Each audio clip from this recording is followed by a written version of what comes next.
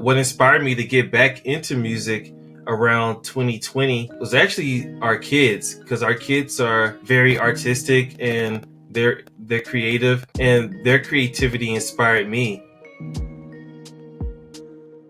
My name is Craft, real name Chris Craft, originally from Houston, Texas, living in the Atlanta area now. I'm a hip hop, soul, and jazz producer who's highly inspired by my faith in Jesus Christ. And I treat every single moment to create music as a spiritual moment and as a homage to my Lord and Savior, and an opportunity to express good vibes to my listeners.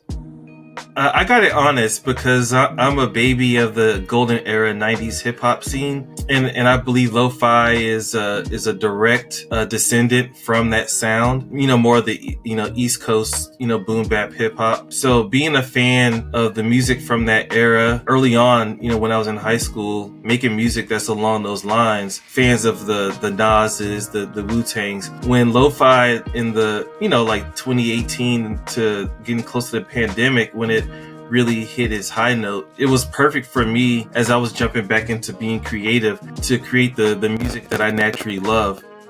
So it's funny, I first started creating music in high school in the late 90s, and I was doing underground hip hop music production, and then going into college, when I moved to the Atlanta area, going to Morehouse College and Georgia Tech, I continued to do music while studying engineering. But then I took a long break from music as my wife and I started to have a family. And what inspired me to get back into music around 2020 was actually our kids, because our kids are very artistic and they're creative, and their creativity inspired me.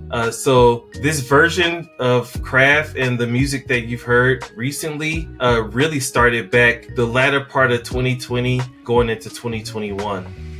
Back in the late 90s, I was making beats and producing on hardware, the MPC, Kai MPC, and now I'm in Ableton, so everything is on my Mac.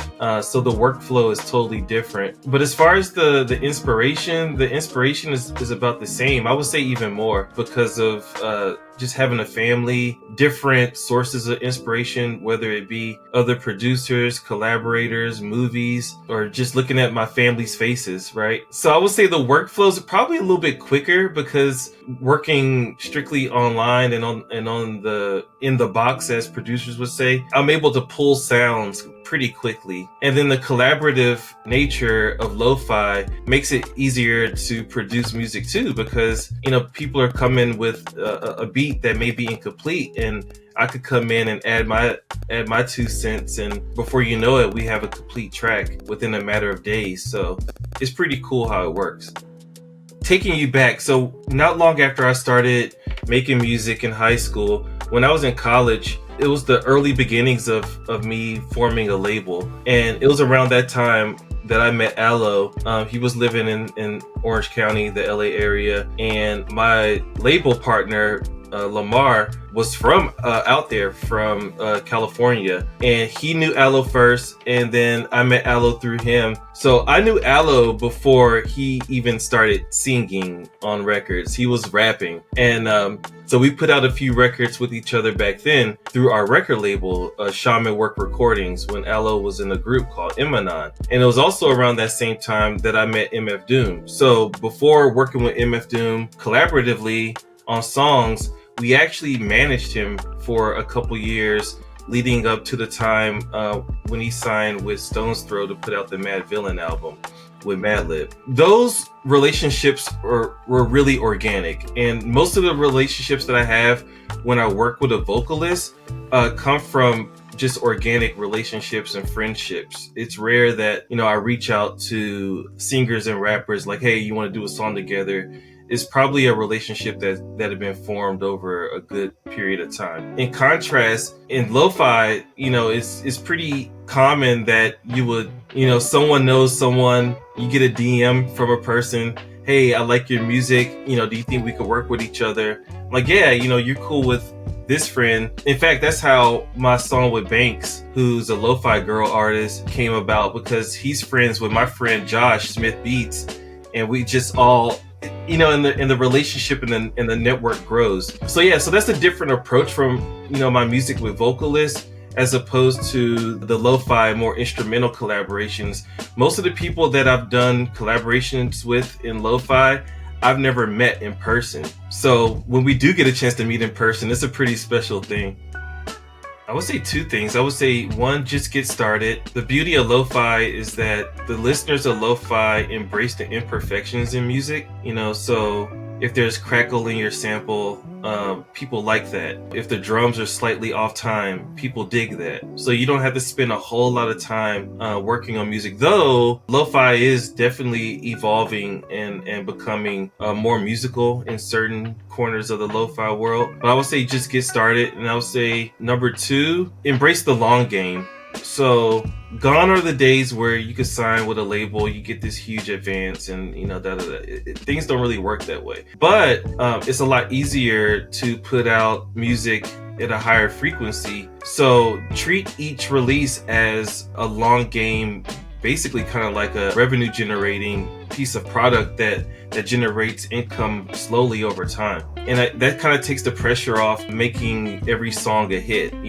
Some songs will hit, some may not. For instance, my release with Lo-Fi Bible, Long Road Ahead, totally didn't expect that song to hit when I was producing it, but it did. So I would say those are the two things. Just get started and embrace the long game with music, because you never know, especially like with Sync. It could be a track that you released several years ago. If the right brand gets a hold of it, it could bring a whole new life to the release. And when that new life comes into the release, it increases the revenue for it as well. So the unique thing about Living Joy, well, I guess before I go into the nuts and bolts of the production, if you notice, each of my longer form releases have a theme. So I'm very transparent. I suffer with seasonal depression. So when the sun is not out as much, I could get kind of blue sometimes. But I channel those emotions into the music. So with Living Joy, I was working on it between, I would say, the months of October and I would say like September and November. And as we know, well, at least here stateside, it's dark for a long period of time during the day. So I channeled, the feelings that I wanted to have on the inside, that everlasting, unbreakable joy. I channeled that into the music. And if you listen to the EP, it kind of goes from like a dark soundscape with glimpses of light, and all the way through, as you transition, the music gets brighter. And I just want to communicate that through the music, that even during dark times, you can have joy, thus Living Joy. The other, as far as the nuts and bolts of the production, this is my first lo-fi, like long form lo-fi project where I did the majority of the production solo, where I think there's only one song, Joy Filled, with Charlie Wynn, my Texas homeboy. That's the only song with a collaboration. Everything else is 100% me. And I'm pretty proud of that, because I'm like a self-taught musician. I'm more of a music producer as opposed to an instrumentalist. I tinker and splice my way into putting my music together, and I think it creates an interesting sonic aesthetic. But 5/6 of the EP is all me, and I'm pretty happy about that. Yeah, I'm doing a lot of work with the Sonderhaus crew.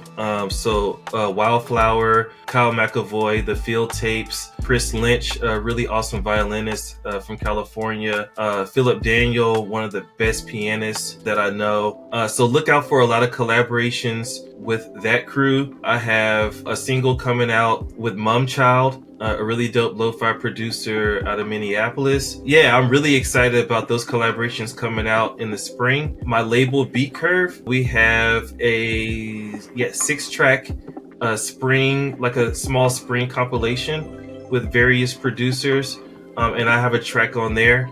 The EP is called Smell the Flowers. So really excited about that, and that's coming out in early May on Beat Curve, and we'll drip out the singles leading up to the May release. I'm Craft. You can find me on Instagram at Beats by Craft, BeatsByCrft, and then also Beats by Craft on X or Twitter as well. I'm on TikTok as well. You can find me at Craft. And yeah, definitely listen to Living Joy, my latest EP. It's a 5-track EP that I put out in partnership with Tone Tree Music.